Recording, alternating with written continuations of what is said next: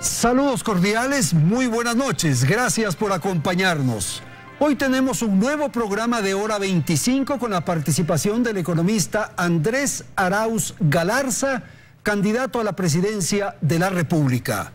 Nuestro programa presenta con un formato especial una opción para que los emprendedores, quienes estén por la innovación y empresarios exitosos, puedan preguntar al aspirante presidencial de modo frontal y directo. Esta emisión del programa Hora 25 se realiza y presenta en alianza con la AEI. Gracias entonces a nuestros amigos televidentes que están con nosotros, con Teleamazonas de esta noche, y gracias por cierto a quienes están ahora mismo en el estudio central de Teleamazonas.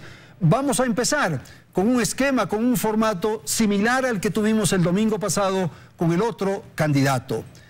Vamos a dar la palabra entonces a Ana Cristina Hidalgo. Ella es la fundadora de Reinvented Schools, Lab Siglo XXI. Bienvenida, adelante. Muchas gracias, Andrés. Buenas noches. Bienvenido, candidato Arauz. Gracias por aceptar este espacio para conversar con emprendedores. Yo voy a hablar de educación. Para hablar de emprendimiento e innovación es imprescindible hablar de educación. De cómo formamos el talento humano que va a emprender y que va a innovar. Pero el Ecuador todavía tiene muchas brechas en el acceso a la educación y a la calidad educativa. Para nombrar algunos de ellos, la baja cobertura en educación inicial, las altas tasas de deserción en el bachillerato y todavía muy bajos niveles de acceso a la educación superior. Frente a estos retos, ¿cuál será el enfoque de inversión en educación de su gobierno? Bueno, muy buenas noches a todos y todas. Muchísimas gracias por la invitación también. Y atiendo directamente a la pregunta tuya.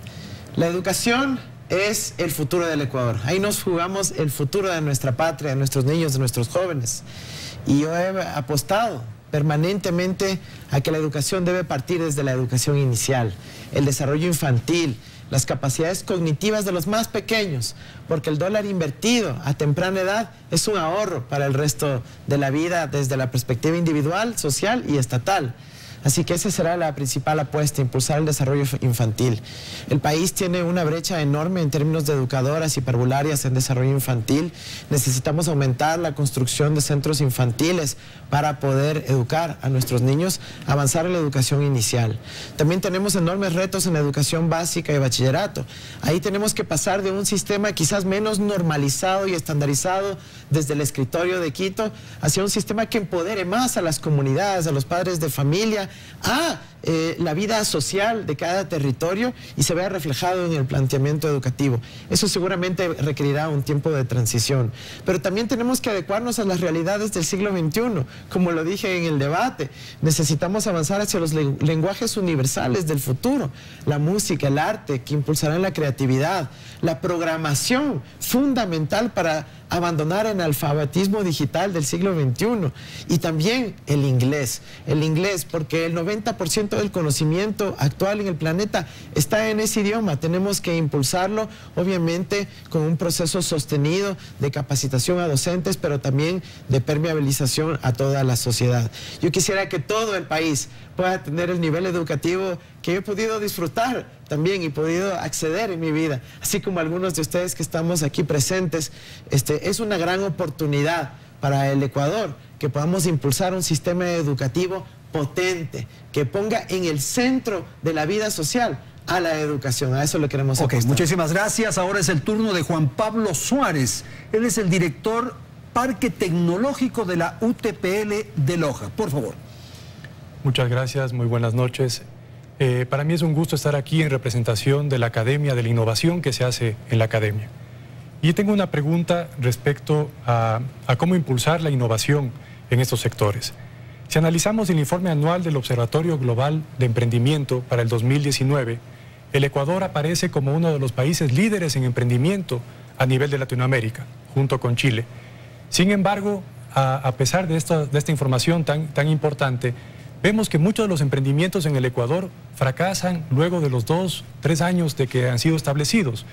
Y posiblemente ese fracaso se debe a la falta de componentes de innovación dentro de los emprendimientos.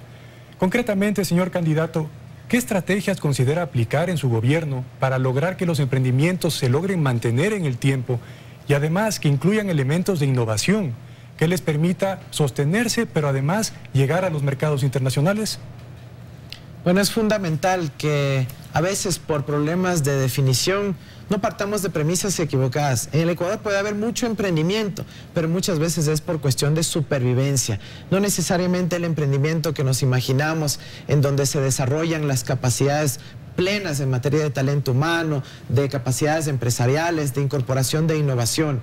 Así que es fundamental apoyar ese verdadero emprendimiento, la innovación, a partir de una política pública que facilite el emprendimiento. Debe haber un Estado facilitador del emprendimiento en donde se puede incorporar conocimiento de las universidades, los tecnológicos superiores, con la academia, con la empresa privada y con la sociedad civil, de tal forma que podamos establecer suficiente músculo, suficiente tejido social y productivo para que superemos el valle de la muerte, que es el punto principal para que los emprendimientos puedan luego ser exitosos más adelante y luego puedan prosperar. El Estado debe ser facilitador también en el acceso a los mercados internacionales, en el acceso a la comercialización de productos en las perchas, el acceso a la publicidad, por ejemplo, a través de los medios de comunicación, para que los emprendedores puedan facilitar su promoción en todos los aspectos de la vida social, puedan tener más ventas y generar más trabajo para los ecuatorianos. En esto hay toda una agenda que podemos desarrollar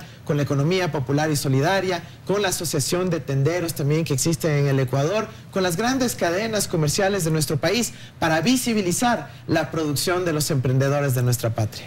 Vamos a escuchar ahora la pregunta de Carla Barbotó. Ella es cofundadora, presidenta de Pacari. Buenas noches, candidata Arauz. Buenas noches, Andrés. Buenas noches con todos. Yo voy a hablar sobre financiamiento. Y mi pregunta es, bueno, el antecedente es, según el reporte del Observatorio Global de Emprendimiento, el acceso al capital es la barrera más importante que tienen los emprendedores para crecer en el mercado. Es importante entender que en esta etapa inicial el crédito no es el mecanismo idóneo para el financiamiento, sino el capital de riesgo.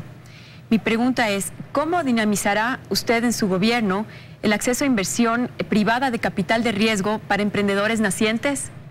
Mire, es fundamental que haya iniciativas de inversionistas ángeles, que pueden ser asociaciones público-privadas, con capitales privados dispuestos a asumir el riesgo de invertir en su país, con también apoyo del Estado. Tenemos experiencias muy exitosas como los fondos de inversión de Israel, que han apoyado a sus emprendedores para poder dar este salto inicial y poder constituirse como una fuerza productiva viable. Ese es un gran ejemplo en donde el Estado también tiene un rol protagónico. Pero tenemos que avanzar también en la parte crediticia, en donde no pueden haber tasas de interés del 30%, como las cobran algunas entidades financieras de uno de los candidatos presidenciales en el país. Necesitamos revisar las tasas de interés, establecer mejores políticas de riesgo que tomen en cuenta que en muchos casos hay jóvenes que quieren tener una iniciativa de emprendimiento, pero que por su falta de pasado crediticio, por su falta de historial, no pueden acceder. Tenemos que establecer toda una línea crediticia que contemple esa realidad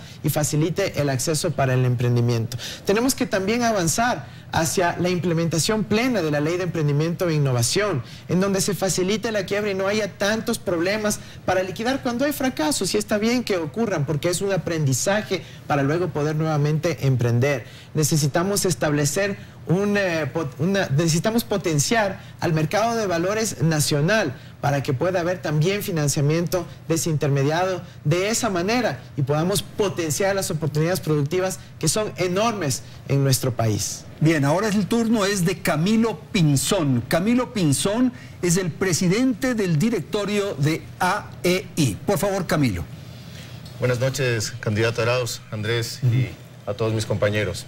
Bueno, yo voy a hacer preguntas de varios temas y ahora refiriéndome a lo que acaba de mencionar, candidato, sobre la posibilidad de financiar a través del sector bancario. En su plan de gobierno se habla muchísimo sobre la posibilidad de acceder a créditos, pero en este caso desde el sector público. Pero no se conoce tanto sobre las oportunidades de financiamiento a través de otros mecanismos. En el mundo, los emprendedores difícilmente pueden acceder a crédito por sus condiciones en etapa inicial. ¿Qué nos podría mencionar sobre programas de fomento al emprendimiento a través de Capital Emprendedor y otros mecanismos mucho más puntuales como han sido desarrollados ya en otras partes del mundo? Mira, hay experiencias ya fructíferas en el Ecuador, algunas que no lograron desarrollarse por completo, pero en su momento tuvimos el registro de valores no inscritos en el mercado de valores, la Bolsa de Valores de Quito, por ejemplo, tuvo un rol protagónico ahí. Tenemos ahora la posibilidad de apoyar a través de aceleradoras e incubadoras con fondo de capital semilla para que se apoye al emprendedor en su primera fase. Tenemos que avanzar hacia los concursos en donde sobre la base de pitch, es decir, de ideas de emprendimiento, pueda recibir financiamiento de capital de riesgo, de capital ángel, y de esa manera potenciar estos accesos. Tenemos que desburocratizar algunos de los elementos que están presentes en el Código Ingenios para que la aceleración, la incubación de empresas pueda ser un proceso mucho más ágil, más rápido, que permita que el emprendimiento florezca en el país. Hay algo que tomar en cuenta muy importante, y es que también necesitamos que el sector cooperativo de ahorro y crédito sea potencializado, que pueda abrir nuevas líneas de financiamiento, quizás con un componente en donde administran recursos que vienen subsidiados del riesgo por parte del Estado, para dinamizar el emprendimiento en las zonas rurales, marginales y en general en el sector asociativo. Yo creo que las cooperativas están muy cerca de la gente en el territorio y pueden ser un vehículo muy importante de asistencia financiera y crediticia, pero también capacitación técnica para desarrollar capacidades emprendedoras. Camilo tiene una pregunta adicional. Gracias, candidato. Y yéndome un poquito más al plano de la experiencia de los emprendedores y su experiencia como candidato. El emprendimiento y todos los que están aquí lo hacen por una razón, por contribuir, por su pasión, pero también para ganar dinero, para generar riqueza. ¿Qué opina usted de que los empresarios y los emprendedores generen riqueza personal y para el país? ¿Y cuál ha sido su experiencia personal en relación al emprendimiento? Mira, es fundamental que las personas tengan la motivación de poder generar ingresos. En una crisis como la pandemia que estamos viviendo ahora, ese ha sido el principal problema. Emprendedores, trabajadores autónomos, personas que han sido desvinculadas, han perdido más de la mitad de sus ingresos, y eso termina paralizando y ralentizando toda la economía. Yo tuve el privilegio, el honor de acompañar también a mi esposa a emprender. Establecimos un negocio de dietas hace algunos años ya para poder incursionar en ese mundo de dietas a domicilios. En este caso, pues el país conoce que ella es nutricionista, y estábamos dedicados a los segmentos de enfermedades pues nutricionales como la hipertensión o la diabetes, y creo que fue uno de los primeros casos de esta entrega de dietas a domicilio personalizado, que ahora pues en el Ecuador son muy comunes. Así que pasamos por todo el drama, por decirlo de alguna manera, de constituir la empresa en la super de compañías, de aprobar todos los estatutos del registro mercantil, y por eso estoy convencido que necesitamos desburocratizar la institucionalidad estatal para facilitar el emprendimiento. Y el Estado tiene que asumir un rol ahí, facilitando estos procesos, por ejemplo, con el sistema de identidad electrónica para personas naturales y para negocios. Es imposible pensar que tenemos que tener una clave para la super de compañías, otra clave para el SRI, otra para el IES, otra para la empresa de agua potable, otra para pagar la luz eléctrica, y así sucesivamente. Tenemos que avanzar hacia un ecosistema de emprendimiento e innovación que tramitológicamente facilite la vida a los ecuatorianos. Como un ejemplo, el sistema de identidad electrónica. Bien, vamos con Vicente. Vicente Sanquip, él es líder comunitario de la Alianza Warintz Yahui Solaris de Morona, Santiago. Por favor, Vicente. Muy buenas noches. Buenas noches. Mi nombre es Vicente Tzaquim, coordinador de Alianza Estratégica del proyecto Warintza, formada de las comunidades Shuar de Centro Shuar Warintz y Yavi, con la empresa minera de exploración minera Solaris Resource. Warintz se encuentra ubicada en el área de la Cordillera del Cóndor. Es un sector fronterizo de difícil acceso, en la cual existen muchas demandas y carencias y necesidades básicas: educación, salud, comunicación, nutrición. Bajo este argumento, la comunidad ha iniciado un proceso de trabajo a un aliado estratégico con la empresa Solaris para iniciar una exploración desde su territorio. Dentro de esa mesa de diálogo ha faltado mucho la participación directa del Estado. Frente a esa situación, la pregunta de mí es lo siguiente: ¿Qué mecanismos de participación ciudadana utilizará en su gobierno para que exista una gestión y uso efectivo de las regalías generadas por la minería por parte de los gobiernos autónomos descentralizados y las comunidades aledañas a los proyectos mineros y podamos recibir beneficios adecuados a nuestra realidad? Mira, hay elementos fundamentales para poder avanzar en la agenda que han mencionado. Un ejemplo es la importancia de la consulta previa para que se establezcan condiciones justamente previas al inicio de un proyecto, sea de exploración o explotación. Es ahí donde se deben lograr esos grandes pactos con la comunidad para que no haya abandono, no haya exclusión, no se dejen migajas tampoco, sino que haya la posibilidad de que el proyecto mismo se convierta en un proyecto de desarrollo. ¿Qué significa esto en términos llanos? Que las personas de las comunidades no solo sean los que proveen catering o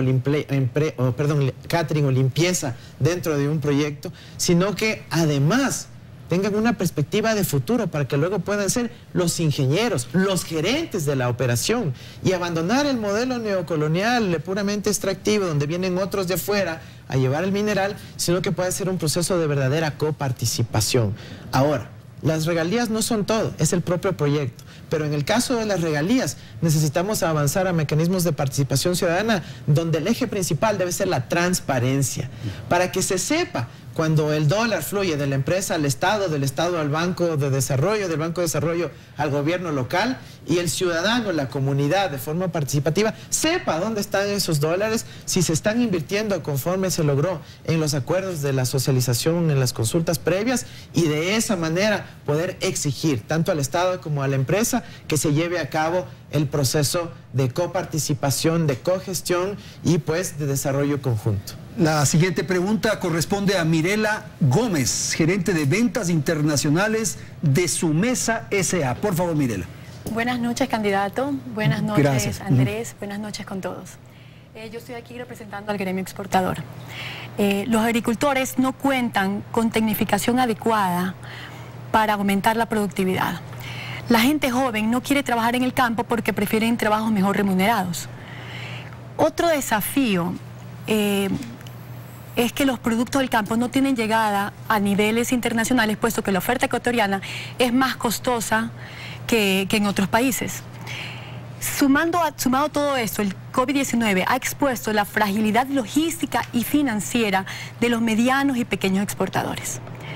Candidato, ¿cómo logrará su gobierno obtener un conocimiento acelerado de exportaciones que sea inclusivo para los pequeños agricultores y a la vez competitivo con el mundo? Mira, es fundamental avanzar en los ejes de competitividad de nuestras exportaciones.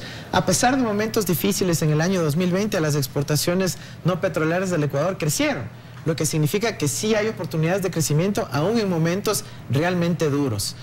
Competitividad, tenemos que bajar los costos financieros. No podemos estar pagando tasas de interés del 30, del 20, del 12% para iniciativas que son productivas y tienen acceso a mercados internacionales. Eso ha llevado a que muchos empresarios tengan que acceder al financiamiento directamente del exterior, aumentando la deuda externa privada. Tenemos que fomentar el desarrollo productivo nacional. Tenemos que trabajar durísimo en la parte logística, en infraestructura portuaria, en buenas vías, que se les dé mantenimiento adecuado, que haya los puertos internos y puertos secos, que haya la posibilidad de que el sector transporte se engrane adecuadamente con la producción y podamos fomentar las exportaciones disminuyendo los costos. Tenemos que avanzar en materia de certificación de la calidad. Certificación de la calidad es súper clave para poder abrir mercados en el exterior. Si queremos enviar, por ejemplo, una papaya a Japón, tenemos que cumplir las normas sanitarias japonesas. Si queremos enviar el producto industrializado, textil, a otras partes del mundo, lo mismo. Entonces tenemos que establecer toda una política de facilitación y acompañamiento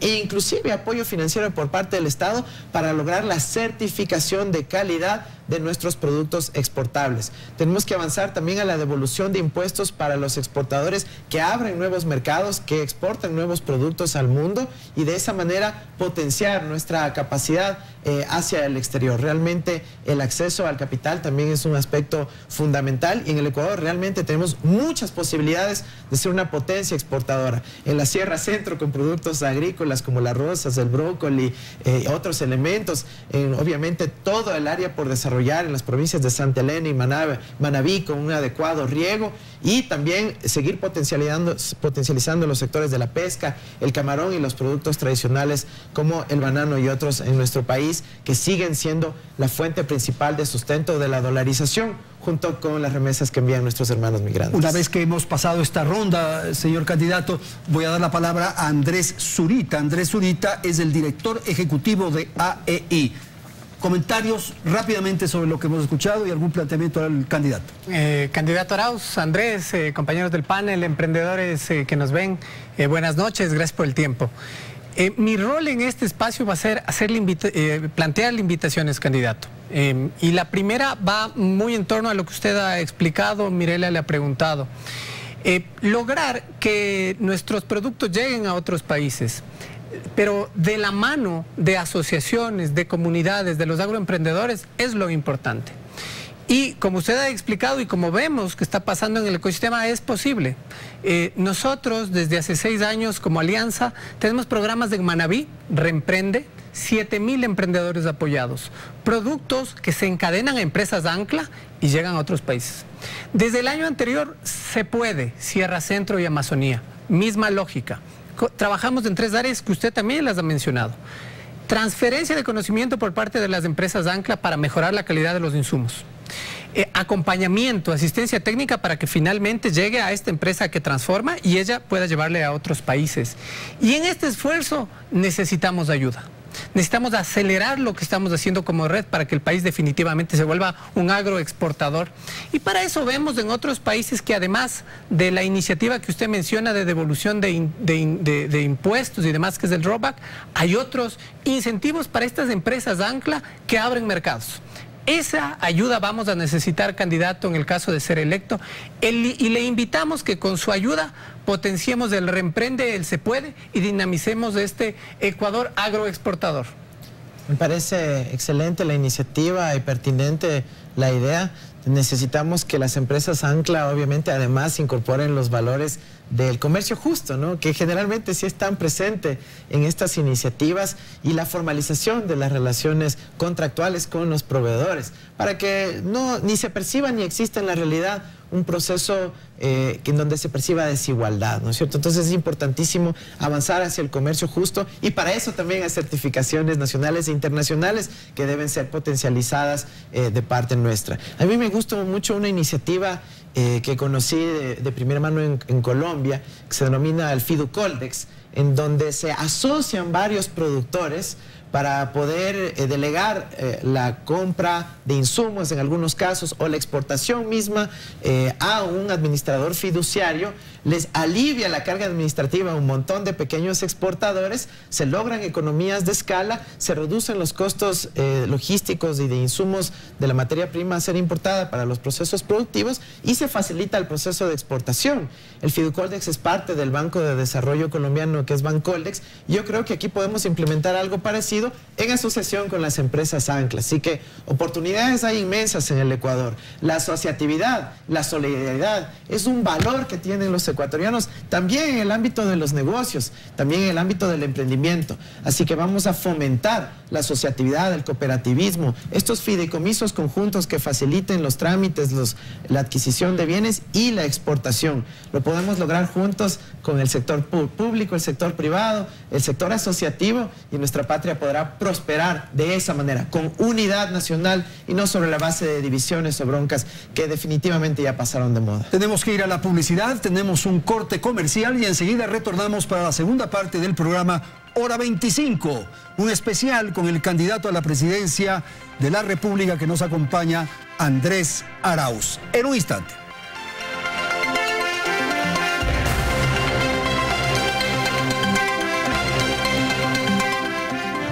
Continuamos con la segunda parte de Hora 25 y vamos a dar paso inmediatamente a nuestros invitados para que formulen preguntas. Vicente, por favor.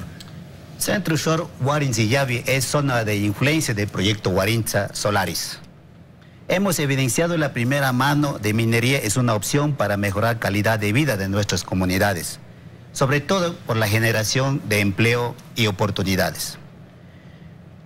Queremos dar un paso más, y usted como un joven profesional conoce la importancia de la educación para mejorar la calidad de vida de nuestros pueblos. Y yo soy docente de formación y quiero que mis niños y jóvenes de nuestras comunidades tengan todo acceso en la formación a la universidad, haciendo las maestrías posgrados. Y queremos que los jóvenes futuros ecuatorianos tengan esa formación de alto nivel en los ser ingenieros de minas, geólogos, arquitectos, abogados, médicos, antropólogos, y ser parte activa del ecosistema minero que ha empezado a formarse en el país. Pregunta: ¿cuál sería su propuesta y política pública para incluir a las comunidades indígenas en los planes de innovación, generación de emprendimiento y desarrollo de capacidades locales en su gobierno? ¿Sabes cuál sería mi sueño, Vicente, en este tema?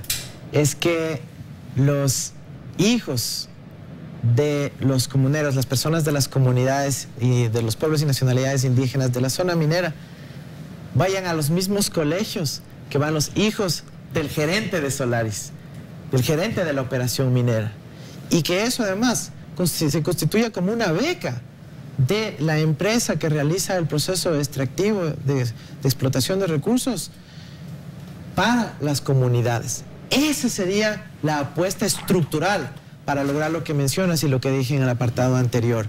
Pero ahora también es muy importante que haya industrialización, porque con industrialización hay más oportunidades de innovación, para que no solo salga la materia prima, sino que podamos tener refinería del cobre, refinería del oro en nuestro país y dar oportunidades de trabajo, de innovación, de desarrollo de conocimiento y talento humano para la población, especialmente. Muchísimas gracias. Vamos ahora con Camilo Pinzón. Camilo, por favor.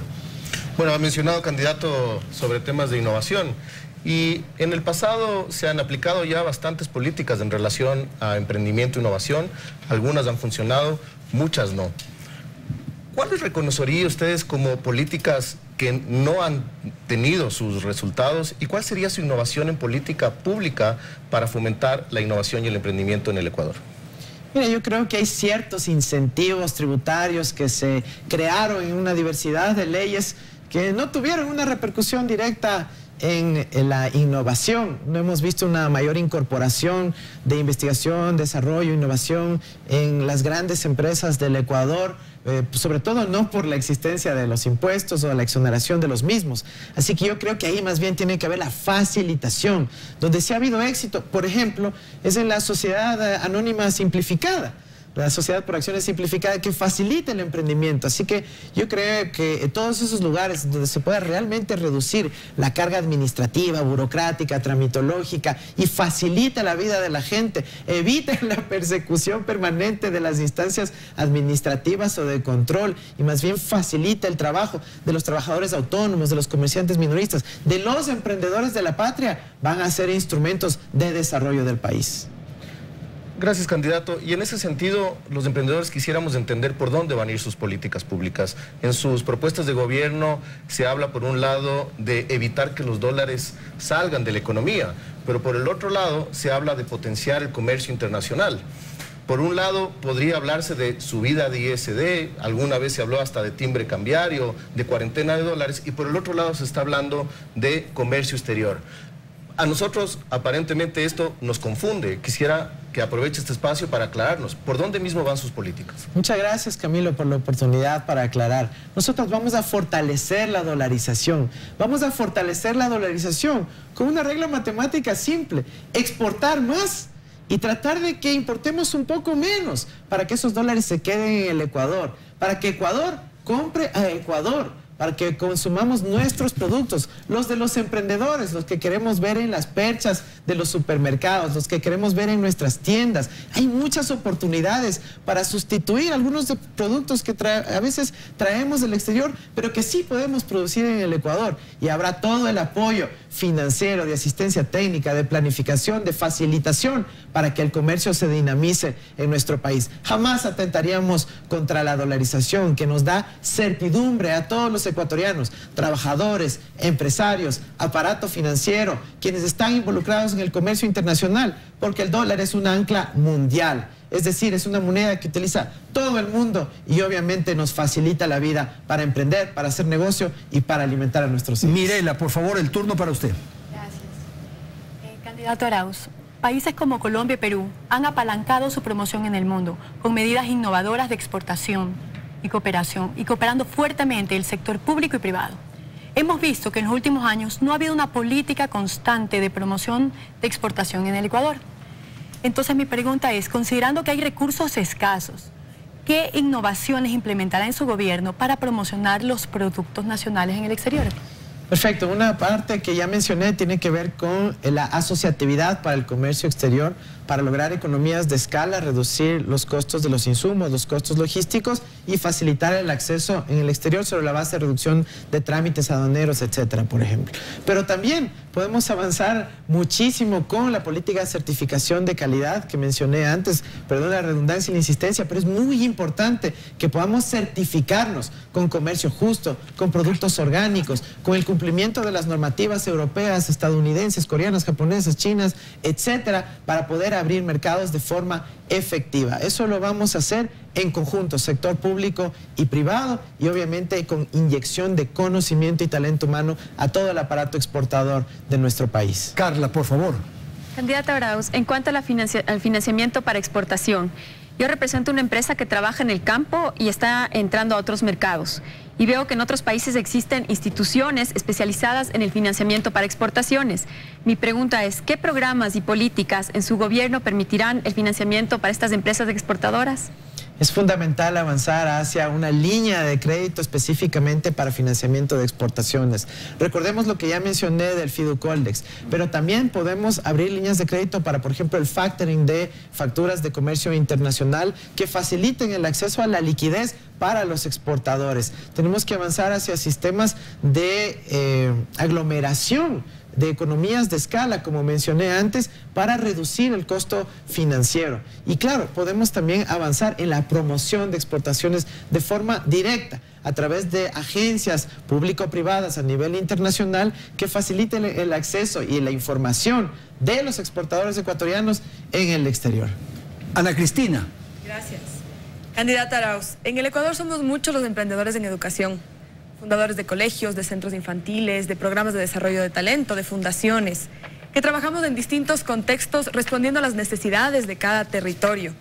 Algunos de nosotros, a través de nuestro trabajo en el sector privado y en el sector social, hemos cubierto necesidades que el sector público, que el Estado no ha podido cubrir. ¿Qué propone su gobierno para garantizar la autonomía, la flexibilidad que requieren estos programas de innovación educativa en todo el territorio? Mira, es muy importante lo que acabas de mencionar. Necesitamos que las unidades educativas den muchísima fuerza al colectivo de docentes, pero también a los padres de familia y a los propios estudiantes para que tengan retroalimentación sobre el sistema.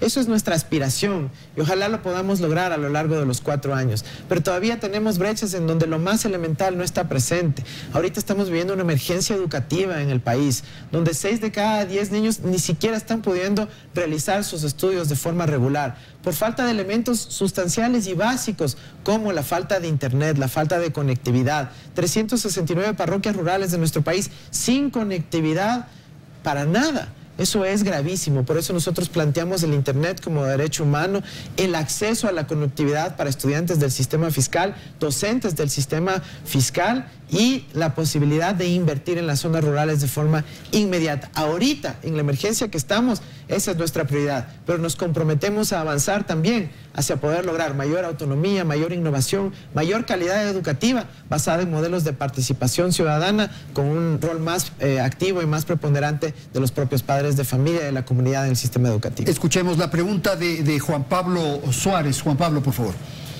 Candidata Arauz, el Ecuador es un líder mundial en exportaciones de productos como banano y camarón. Sin embargo, no somos un referente internacional en innovaciones y en tecnologías en esos sectores. Es decir, hay una brecha ahí inmensa que tenemos que resolver. Cuando hay problemas, cuando hay desafíos en estos sectores, muchas veces tenemos que recibir tecnología de otros sitios. En este contexto, candidato, ¿qué estrategias concretas implementará en su gobierno para lograr reducir esa brecha, de tal manera de que podamos explotar esos sectores en los cuales tenemos una ventaja comparativa? Mira, ahí hay elementos fundamentales que tenemos que trabajar.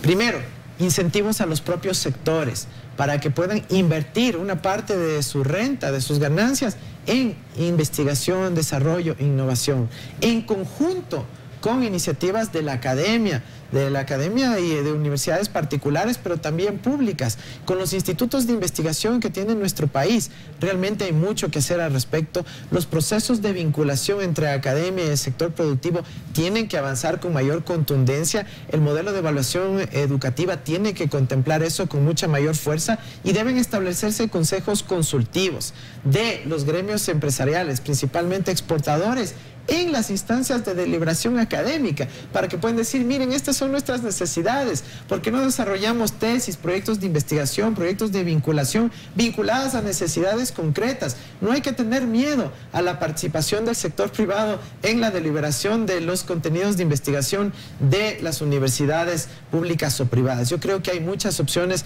para trabajar en esa dirección y el Estado tiene que ser nuevamente el facilitador del emprendimiento, de la innovación y en este caso de la incorporación tecnológica en los procesos productivos. Comentarios técnicos, por favor. Andrés Zurita. Candidato, sigo hablando de innovación para profundizar más en el tema.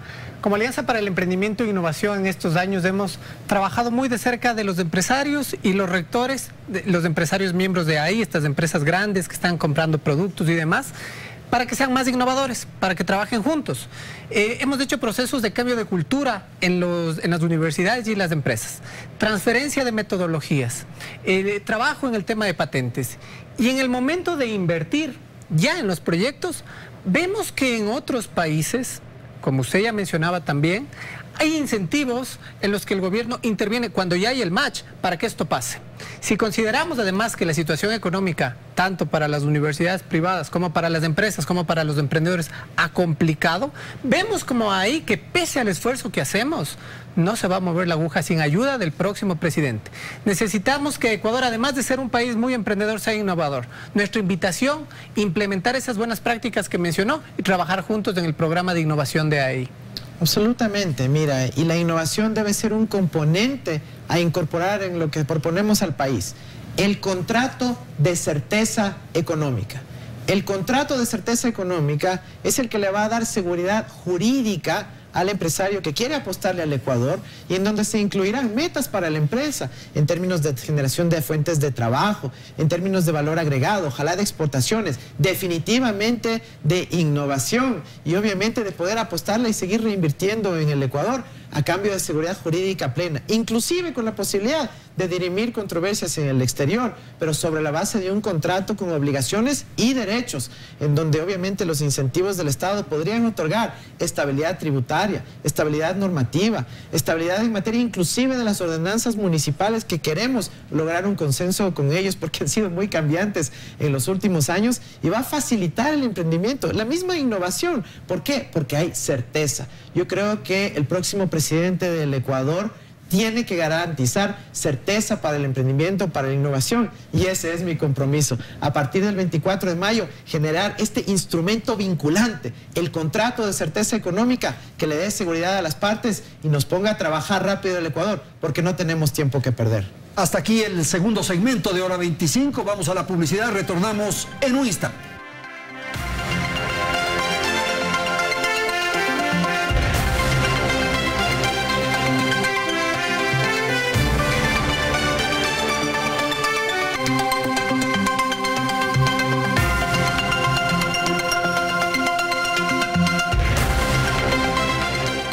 Vamos al segmento final, la tercera parte del programa. Está con nosotros el candidato a la presidencia, Andrés Arauz. Inmediatamente doy la palabra a Carla, por favor. Gracias. Solo el 50% de la población está bancarizada. En el mundo, los mecanismos de inclusión han venido de disrupciones por parte de emprendimientos de tecnología como las fintech, como en el caso de Colombia. Candidato, ¿qué opina de la implementación de régimen especial para hacer pruebas específicas de prestación de servicios para el sistema financiero que faciliten esa inclusión? Bueno, me imagino que te refieres a los famosos sandboxes, estos espacios donde puede haber creatividad, innovación, experimentación, donde solo haya la libertad de las ideas y no podamos incurrir en graves problemas ni financieros, ni crisis, ni nada, sino un espacio acotado donde se puede experimentar. Por supuesto, eso es lo que queremos para nuestro país. Ahora es muy importante tomar en cuenta algo. En el Ecuador, lamentablemente, existe lo que se llama la integración vertical de los grandes grupos financieros ecuatorianos con los proveedores de servicios financieros. Entonces, los fintech tienen problemas para salir. ¿Por qué? Porque, por ejemplo, y perdón por usar el nombre específico, pero DataFast, un procesador de tarjetas de crédito, pertenece a 3 bancos grandes del Ecuador. Entonces, si un emprendedor o innovador quiere encontrar una alternativa más óptima, más fácil, más ágil en términos de facilitar los pagos, no va a poder porque los bancos van a orientar los pagos a su empresa. Entonces necesitamos romper esa integración vertical, abriendo el mercado a la competencia para que los desarrolladores, que hay muchísimos en el Ecuador, puedan realmente abrir oportunidades en este ámbito de las fintech. Yo quiero construir el ecosistema digital de comercio y de trámites electrónicos en el Ecuador, sobre la base del sistema de identificación electrónica única que ya mencioné antes, para facilitar las transacciones, la dinámica comercial, los movimientos, las ventas, las compras en el Ecuador. Imagínense lo fácil que sería poder hacer transferencias desde el propio WhatsApp sin tener que acudir a otras plataformas para hacerlo. Ese es el tipo de innovación abierta que necesitamos en el Ecuador y estamos comprometidos a llevarlo a cabo a partir del 24 de mayo. Camilo, por favor. Sobre lo que se acaba de referir, candidato, es muy interesante porque justamente el Ecuador ya cuenta con emprendedores que han demostrado clase mundial en temas de fintech, pero lamentablemente en el Ecuador no lo pueden desarrollar de mejor manera por distintas trabas. Por ejemplo, $1 aquí tiene que pagar retenciones, tiene que pagar una serie de impuestos que comparativamente con el resto del mundo no son competitivos. ¿Estaría dispuesto usted a reformar estos temas? ¿Y por qué un emprendedor fintech debería escoger al Ecuador y no otra parte del mundo? Mira, debemos apostarle al Ecuador porque aquí estamos dolarizados. La certidumbre que se genera para el emprendedor es enorme. ¿Por qué? Porque también tenemos una dinámica muy amplia, con más de 600 instituciones financieras, tantas cooperativas de ahorro y crédito, cajas de ahorro que tenemos que todavía incluir. El mercado es enorme en nuestro país. Tenemos mucho que crecer. Hay enormes oportunidades para el fintech. Si hay que reducir las trabas, si hay que eliminar algunos impuestos ridículos, lo vamos a hacer para fomentar la innovación de nuestro país. Pero algo igual de importante es que tenemos que también ir hacia política de APIs, ¿no es cierto? De establecer marcos de interacción, de interfaces entre las grandes empresas del Ecuador, los grandes bancos, para facilitar información e interacción con los desarrolladores de nueva tecnología. Yo creo que ahí vamos a encontrar enormes oportunidades de innovación abierta y no solo de enclaustrarse en los mismos grupos económicos vigentes. Mirela, por favor. Gracias, Andrés. Candidato Arauz. Aunque la pandemia derivó varios obstáculos en el comercio internacional, Ecuador logró su capacidad productiva e incrementó la participación en diversos mercados. De acuerdo con el Banco Central del Ecuador, en el 2020, el país logró acumular 3.300 millones de ingresos en la exportación a la Unión Europea. Dicha cifra es 6,21% mayor a la registrada en el 2019. Según estudios, el 80% de las exportaciones la hacen pymes y mipymes. La pregunta, candidato, es ¿cómo prevé mejorar las condiciones actuales en los tratados comerciales que tiene Ecuador con otros países para disminuir las barreras de ingreso a los productos ecuatorianos? ¿Y qué acciones implementará para aumentar los tratados en otros países donde no hay presencia de producto nacional? Tenemos que ir a acuerdos comerciales inteligentes. Por ejemplo, yo tengo una crítica a la actual negociación con México, en donde se quiere abrir ese mercado, pero nos dijeron que ya no van a abrirlo para el camarón, siendo este el producto con mayor potencial de exportación a ese país. Tenemos que ser más agresivos, más inteligentes en eso. Sí, proteger al empleo, al trabajo de los ecuatorianos, pero también buscar el acceso real, que no solo nos disminuya los aranceles, sino que elimine estas trabas en materia sanitaria, en materia de reglamentación técnica, que muchas veces son el verdadero impedimento para que la exportación ecuatoriana llegue al exterior. Como dije, tenemos que montar un gran programa nacional de certificación de la calidad en materia sanitaria, en materia agropecuaria, en materia de reglamentos técnicos del exterior, para facilitar el acceso. Tenemos que lograr economías economías de escala, con la asociatividad de las MIPYMES y las pymes, para poder lograr costos más bajos y reducción de trámites en la exportación. Hay muchas opciones para poder lograrlo en nuestro país y se necesitan estas ideas provenientes de la juventud, de la frescura, de la creatividad, de la innovación, y no ideas caducas que ya pertenecen al siglo XX y que necesitamos definitivamente erradicar para poder salir adelante. Juan Pablo Suárez, por favor. Candidata Arauz, en años anteriores se crearon varias normativas como el Código Ingenios, y estas normativas se crearon con la idea de promover la innovación en el país. Sin embargo, si vemos algunos indicadores internacionales, como por ejemplo como el Índice Global de Innovación, vemos que el Ecuador sigue rezagado, está en el puesto 99 de 131 países a nivel global. En ese sentido, candidato, mi pregunta sería, ¿qué reformas concretas se ha empezado a desarrollar, por ejemplo, en el Código Ingenios, para promover la innovación en el país? ¿Y qué políticas públicas se establecerán para promover la innovación y la transferencia tecnológica que tanto se requiere? Justamente iba a ir por esos dos aspectos. Por un lado, la transferencia tecnológica y por otro lado, la desburocratización de los sistemas de emprendimiento y innovación.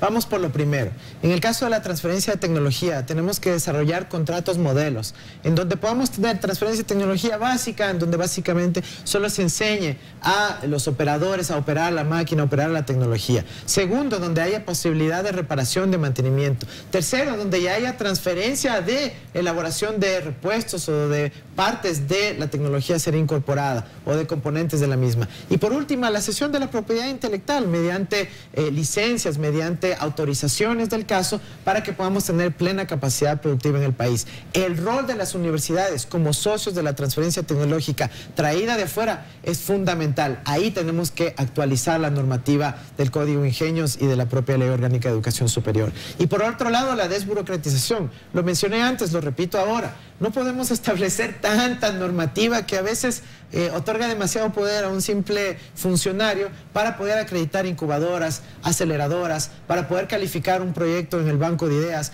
para poder graduarlo del banco a la siguiente fase y poder ser sujeto de financiamiento, de inyección de capital. Así que yo creo que si hacemos estas dos cosas y otras más que hay que hacerlos, pero no las podemos abordar por falta de tiempo, vamos a poder realmente desplegar el potencial emprendedor e innovador que tiene nuestro país. Ok, Titi, por favor. Gracias, candidato. La Ley de Emprendimiento establece que se desarrollen habilidades relacionadas al emprendimiento y a la innovación en todos los niveles del sistema educativo. Para que esto sea posible, el país tiene que incurrir en una revisión de mallas curriculares, pero sobre todo en una capacitación y entrenamiento a los docentes de todos los niveles en habilidades como toma de decisiones, autonomía, comunicación efectiva, etc. ¿Cómo implementará su gobierno un plan integral para formar a profesores en habilidades de emprendimiento, para que a su vez ellos puedan fortalecer ese perfil emprendedor del que usted está hablando? Mira, es realmente un asunto de trascendencia nacional. Necesitamos dotar de capacidades básicas en materia de emprendimiento a los docentes del Ecuador. Eso se hace con programas públicos, porque la mayoría de los colegios son del sistema fiscal de nuestro país. Así que eso implica inyección de recursos estatal. Ahí nuevamente podemos ver el protagonismo que tiene el Estado en facilitar no solo el emprendimiento en sí, sino la cultura del emprendimiento. Y para eso se tiene que destinar el monto adecuado. Pero también tenemos necesidades más apremiantes. Tenemos situaciones en donde muchos de los profesores y maestros del Ecuador todavía no logran titularse. Todavía tenemos problema de falta de profesionalización. Tenemos que actuar urgentemente para profesionalizar a todos los docentes de la patria. Invertir en maestrías para que puedan adecuarse al estado de la educación a nivel actual en la humanidad. Y algo muy importante que yo quería compartir con ustedes, y que fue una de mis grandes decepciones cuando este gobierno básicamente echó al tacho de la basura todas las políticas educativas, es que nosotros dejamos planificada una agenda prospectiva de conocimiento y talento humano a 20 años plazo. Esta fue una de mis tareas primordiales. Pensar en el futuro del Ecuador, en materia educativa, en donde necesitamos más docentes para el Ecuador. Ya hablamos de la educación inicial, desarrollo infantil, pero también en ciencias, en matemáticas, en emprendimiento, en inglés, en la programación. Todo esto ya lo habíamos dejado para el Ecuador y lo único que necesitábamos hacer es continuar con una hoja de ruta constante, porque en educación no se pueden hacer cambios repentinos de la noche a la mañana. Son esfuerzos sostenidos que deben durar décadas para poder realmente cambiar nuestra vocación educativa, social y productiva. Vicente, por favor. La comunidad Shuar, de donde yo represento, ha sido una población tradicionalmente dedicada a la caza, agricultura y ganadería de subsistencia. Somos más de 800 personas que actualmente habitamos en nuestros territorios. Estamos interesados en mejorar nuestras capacidades locales. Pregunta, ¿cuál sería su propuesta para que la minería tenga impacto positivo en la educación, en generación de capacidades a las comunidades cercanas a los proyectos, para mejorar el desarrollo territorial? ¿Cómo se utilizará la minería para impulsar la educación, la innovación y el conocimiento? Es una pregunta fundamental. Como ya dije antes, mi sueño es que los chicos de las comunidades puedan tener el mismo nivel educativo que los hijos de las gerentes de las empresas mineras. Ese debería ser nuestro ideal, nuestra utopía. Hacia allá debemos apuntar. Y para eso tenemos que hacer las actualizaciones de los contratos respectivos, para que sea una verdadera apuesta por la educación, la innovación, el empoderamiento de las comunidades y poder de esa manera lograr un modelo verdaderamente responsable, verdaderamente sostenible en el tiempo. Pero también tenemos que orientar parte de los recursos que provienen de la minería para hacia las otras actividades no extractivas. Y aquí yo tengo un ejemplo. Mira, este es un libro que publicó Pfizer España, que se llama El sueño mágico de Chamán, y nos cuenta cómo la biodiversidad amazónica es la gran oportunidad para desarrollar la industria farmacéutica del planeta, pero también la de cosméticos y también la de otros biotecnológicos. Yo creo que también tenemos que exigir un compromiso de diversificación económica en donde se incorporen el conocimiento de la biodiversidad y el conocimiento ancestral asociado a la biodiversidad, porque solo las personas de la comunidad saben para qué se orienta cada planta medicinal, y eso luego puede ser una fuente de ingreso, una fuente de riqueza, no solo para la comunidad, no solo para el país, sino para todo el planeta, y pueda generar opciones de futuro. Sobre eso es el protocolo de Nagoya que mencionamos hace unos días. Ahora tenemos chance de unos 10 minutos adicionales, una ronda rapidísima, casi de sí y no. Por favor, Titi. Hablamos hace algunas rondas sobre el analfabetismo digital. Alrededor del mundo el acceso al Internet y las habilidades para manejar la conectividad y el acceso a la información son cada vez más importantes. Considerando buenas prácticas que se han realizado en países alrededor del mundo para establecer estrategias digitales nacionales, ¿cuál será su estrategia puntual para fomentar la conectividad en el territorio? Mira, tenemos que hablar en materia curricular, lo he planteado ya al país, tenemos que ir hacia la programación desde la niñez, y tal vez no necesariamente Python, pero sí Scratch, una iniciativa del MIT para facilitar la programación sobre la base de bloques, facilito para los niños. Métanse todos a scratch.mit.edu y aprendamos juntos con nuestros niños. Luego ellos nos van a enseñar a nosotros. Pero segundo, tenemos que garantizar lo esencial. Tenemos que garantizar Internet para las comunidades rurales del Ecuador, para las personas sin accesibilidad. Por eso hemos dicho, el Internet como derecho humano, el Internet como derecho humano, porque si es que la educación es un derecho humano, y en este contexto del siglo XXI, y en el contexto de la pandemia, no hay Internet, no se está garantizando el derecho a la educación. Para eso hay que invertir con el Estado, con el ámbito privado, para lograr esa accesibilidad sobre la base de políticas diferenciadas en materia de regulación y también sobre la inversión directa en infraestructura por parte del Estado. Mirela, por favor. Candidato Arauz, durante los últimos años no hemos logrado un sistema eficiente que nos permita conectarnos con el mundo. Considerando que en este proceso es imposible hacerlo de manera efectiva a todo el mundo, la pregunta es, ¿cuáles son los países o regiones que priorizará y cuál es el rol de las oficinas comerciales en este proceso? Las oficinas comerciales son muy importantes para seguir abriendo mercados, pero tienen que tener objetivos estratégicos, no pueden ser objetivos vacuos, tienen que ser líneas específicas en número de exportadores, en número de productos, ojalá de servicios que podamos exportar en función de pues las aptitudes del territorio de destino, del mercado de destino. Como dije antes, el proceso de certificación de la calidad es esencial, sin eso no se puede lograr. El desarrollo de proveedores, incluyendo de los grandes compradores de fuera de los exportadores nacionales. Y pues en términos de países específicos, para atender directamente la pregunta, tenemos que ver con todos los países del mundo, pero sobre todo con los que más capacidad adquisitiva tienen y con más altas tasas de crecimiento tienen. Y estamos hablando ahí básicamente de apuntarle al mercado asiático con muchísima fuerza, que es una gran oportunidad para nuestro país. Carla. En países vecinos, la industria de inversión de capital de riesgo para emprendedores e innovadores se desarrolló por la inyección de capital por parte de los fondos de pensión y jubilación públicos. Conociendo la situación actual del Ecuador, ¿cómo dinamizará esta industria y con qué recursos lo hará?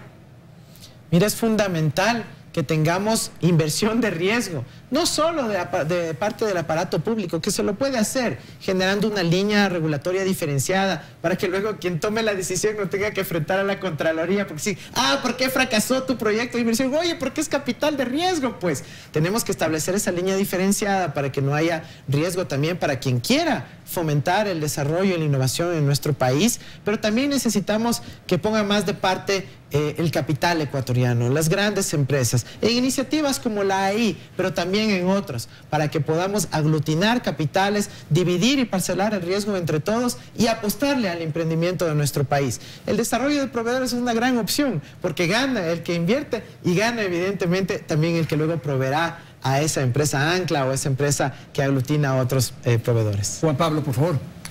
Muchas gracias. La academia está tratando de impulsar la innovación, y yo hablo concretamente del caso del Parque Científico y Tecnológico del OTPL en Loja. Y una de las formas de impulsar esa innovación es, por ejemplo, aprovechando la biodiversidad, que es un sello que nos distingue al Ecuador del resto del mundo. Pero en el momento que queremos acceder a esa biodiversidad para hacer las investigaciones, para desarrollar fármacos, para desarrollar muchos productos, nos encontramos con unas trabas burocráticas terribles, prácticamente difíciles de solventar. ¿Qué acciones concretas ha pensado usted implementar en su gobierno para que los investigadores ecuatorianos tengamos un mayor acceso a la biodiversidad y a través de eso potenciemos su conservación por un lado, pero también potenciemos su uso para la innovación? Absolutamente de acuerdo con eso. Ahorita hay trabas en la CENESID y en el Ministerio del Ambiente si se quiere acceder a un recurso genético, a un recurso biológico, para investigarlo, para poder saber de qué es, que existe y luego poder obviamente definir mecanismos de aprovechamiento. Mira, yo creo que hay que desburocratizar todo eso. Tiene que ser un mecanismo de registro sencillo, en donde las universidades que ya tienen líneas de investigación abiertas sobre esto tengan una preacreditación, porque ya está garantizada su solvencia en materia investigativa, en materia de ética, con responsabilidad sobre los recursos genéticos y biológicos de nuestro país. Más aún, si logra asociarse con universidades del exterior, se pueden lograr estos procesos de preacreditación para poder investigar la biodiversidad de nuestro país. Insisto, ahí, si es que no desburocratizamos, más bien lamentablemente estamos abriendo la puerta a la biopiratería, porque vienen de otros lados, se disfrazan de turistas, se llevan el recurso genético y ni siquiera nos enteramos. Así que es importantísimo facilitar todo eso en nuestro país y, como ven, hay una plena convicción y conocimiento sobre cómo lograr estas soluciones en esta materia. Camilo. Dos preguntas concretas de dos temas distintos. El primero, su plan de gobierno habla de muchos programas de financiamiento basados en recursos públicos en un país altamente endeudado, pero no habla tanto del rol del sector privado y las alianzas público-privadas. ¿Qué opina de estos temas? Y la segunda pregunta, por temas de tiempo. En los últimos 14 años no hemos logrado resolver los temas de desnutrición infantil. Es, creo, para todos los ecuatorianos una vergüenza saber que 2 de cada 5 niños tienen problemas de malnutrición irreversibles. ¿Cuál sería su propuesta en ese sentido? Sobre lo primero, aquí está el libro de Mariana Mazzucato. Y es clave el rol del Estado en facilitar el emprendimiento, no solo en las condiciones para que el emprendimiento pueda llevarse a cabo, sino muchas veces en financiar la investigación, la innovación de forma directa, como ella claramente lo demuestra en ese libro, cuando analiza todas las partes del iPhone y determina que provinieron de proyectos de investigación estatal, pública. Claro que hay que invertir recursos públicos para la investigación, para el conocimiento, para la innovación, pero no deben ser la única fuente. Tenemos que avanzar hacia las alianzas público-privadas, hacia un mecanismo de unidad nacional alrededor de estos objetivos que son consenso en el país. Y por eso, como lo he dicho antes, hay que aglutinar ese capital, esa fuerza, esas ganas de invertir que tienen grandes grupos económicos del Ecuador y apostarle a la diversificación productiva también de nuestro país, fomentando la economía popular y solidaria, el cooperativismo, la asociatividad, permitiendo que el mercado crezca en el Ecuador. Mientras más consumidores haya, mientras más capacidad adquisitiva tengan las familias ecuatorianas, más oportunidades de emprendimiento va a haber en el Ecuador. Y sobre lo segundo, Camilo, el tema de la desnutrición crónica infantil es una deuda. Es una deuda que tiene este gobierno y que tiene el gobierno anterior. Es una deuda que tenemos que repagarla de forma urgente. Y yo tengo el compromiso pleno con el sistema de Naciones Unidas y con mi vida mismo para erradicarla lo más pronto posible. Lo lograremos a partir de la política de los 1000 días, fomentando el cuidado de los niños desde que están en el vientre de su madre, fomentando los chequeos, fomentando el apoyo a la madre embarazada, fomentando la lactancia materna exclusiva en los primeros 6 meses de edad de los recién nacidos y fomentando la alimentación complementaria, la sanidad, la vivienda digna y las oportunidades de acceder a agua potable de la niñez ecuatoriana. Vicente. Las comunidades Shuar Warrens y Yavi llevamos más de 3 años trabajando con la empresa minera Solaris en la investigación y estudio de nuestros territorios. Ha sido un camino de aprendizaje y conocimiento entre las partes. ¿Piensa usted que las relaciones entre las comunidades indígenas, el ambiente, las empresas pueden ser una fuente de innovación?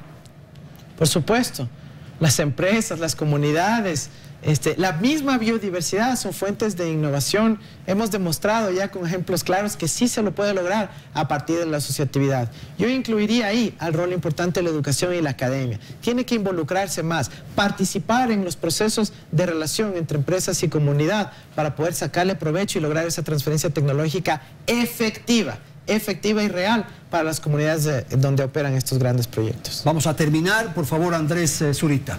Candidato, luego de 7 años de trabajo colaborativo de la red, de ayudar a miles de emprendedores, de trabajar con buenas prácticas internacionales, hemos creado una estrategia al 2030 para crear un Ecuador emprendedor, innovador y sostenible. En este proceso, además de esta estrategia, tiene 7 sectores que sentimos que pueden inyectar al 2030 por lo menos $5.000 millones si los impulsamos juntos. Cáñamo medicinal, cáñamo para uso medicinal industrial. Financiamiento para la demanda del sector de la construcción, para vivienda. Tren multipropósito para sector productivo y sectores estratégicos. Ecosistema de emprendimiento e innovación en la minería.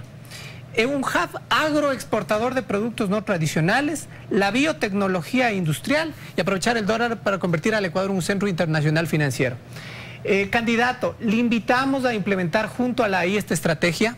Esperamos que no pase como actualmente el Consejo Nacional de Emprendimiento e Innovación, que luego de 1 año de emitida la ley ni se ha convocado. Esperamos que en los primeros 30 días tener un encuentro como este con usted, si es que es electo, y podamos implementar esa estrategia. Esa es la invitación, candidato. Con todo gusto, poder seguir dialogando y la implementación de muchos de estos temas. Solo 2 precisiones nada más, para que no queden en el aire.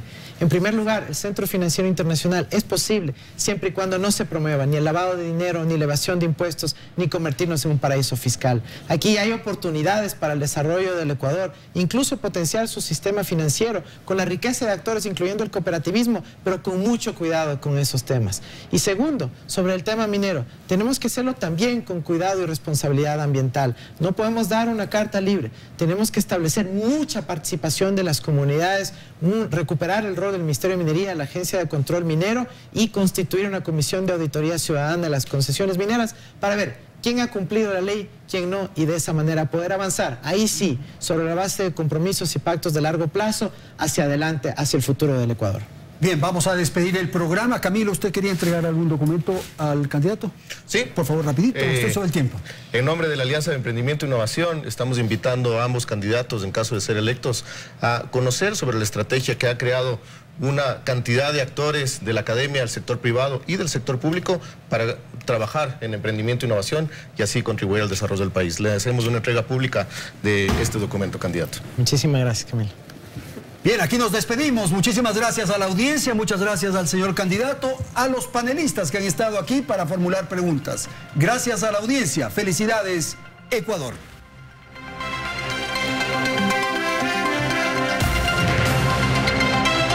Teleamazonas.